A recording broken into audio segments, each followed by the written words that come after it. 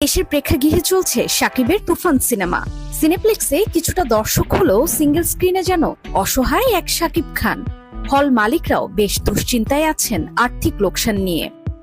দর্শক খরায় দিশেহারা তারা। এদিকে এই সিনেমা নিয়ে নতুন এক তথ্য জন্ম দিল রহস্যের।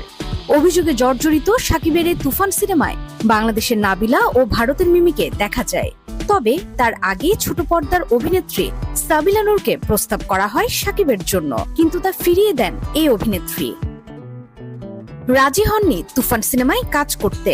পরিচালক প্রযোজকের স্বঘোষিত দেশের একমাত্র মেগাস্টারকে কেন ফিরিয়ে দিলেন সাবিলা?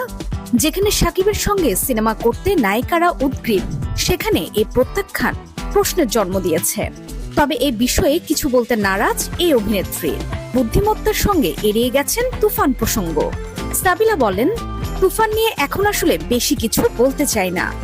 সবাই বলছে